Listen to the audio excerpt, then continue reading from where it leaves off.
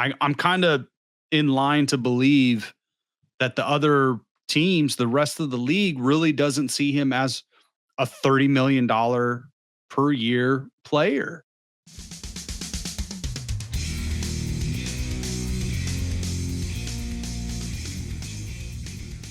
All right, Vince, just moving on a little bit. Golden State Warriors, Jonathan Kuminga update.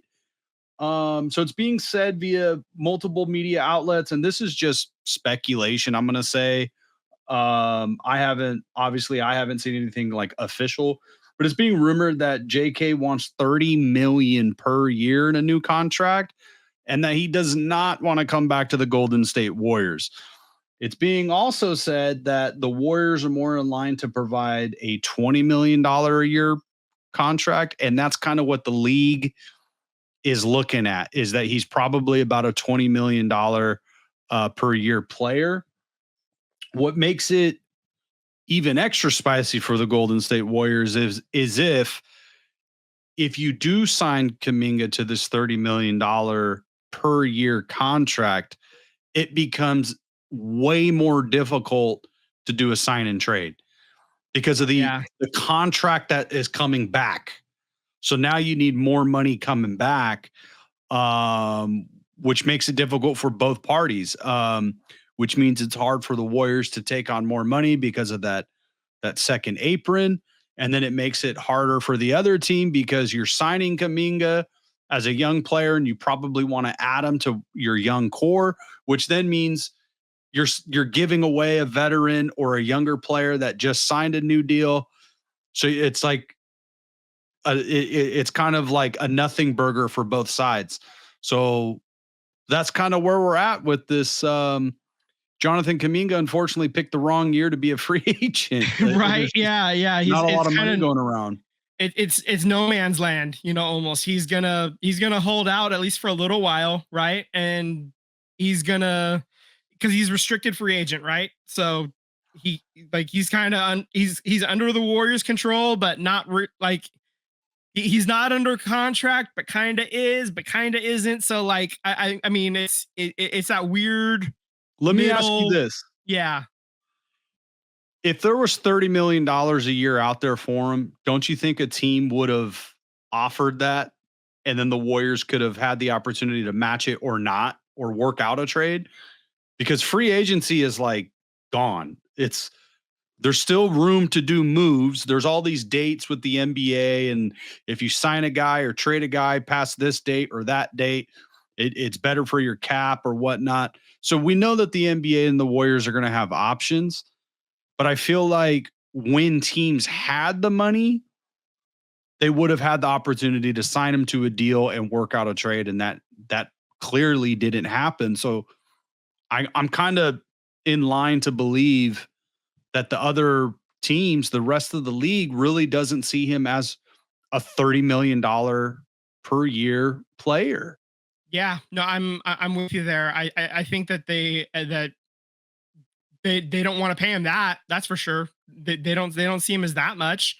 And I think the rest of the league probably sees him right around where the Warriors do, is probably closer to 20, So that becomes real tough if you're Jonathan Kuminga, and if at best you can get 22, I mean, what are we doing here then? At that point, it's I think the best thing he can do is sign what he can get with the Warriors and probably have to come back, even though it's being said he doesn't want to come back to the Warriors and ball out and get traded later in the year. Your value goes up, so maybe you're helping the Warriors win, and the Warriors can get more back in return, and you go to a team that can sign you a year or two later to a bigger deal. But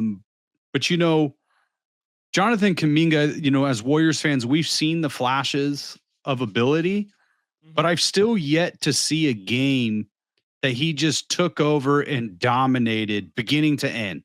Yeah. There's been quarters, there's been halves.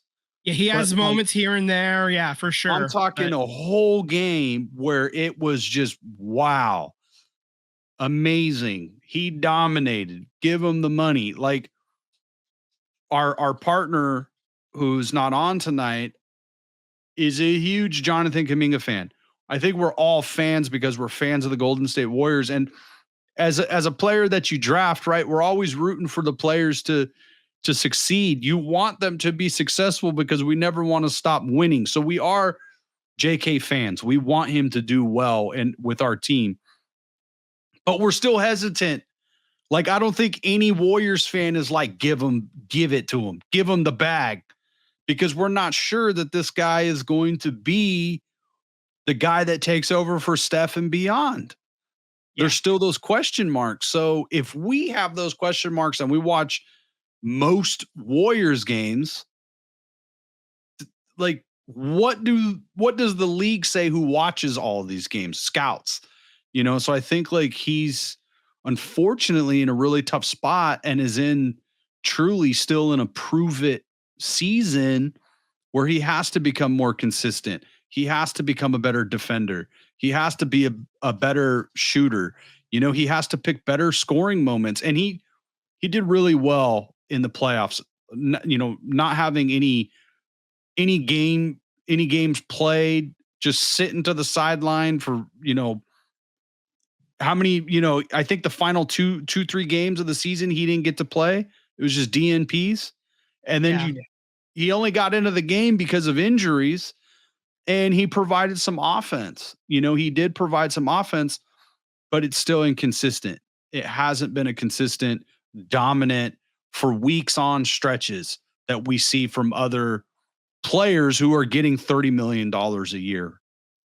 So my final thing is he's still in a prove it status to get this new contract.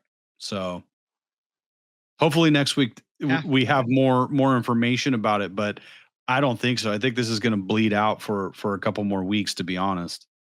Yeah, this is probably something we're going to be talking about for a while, I think. Yeah.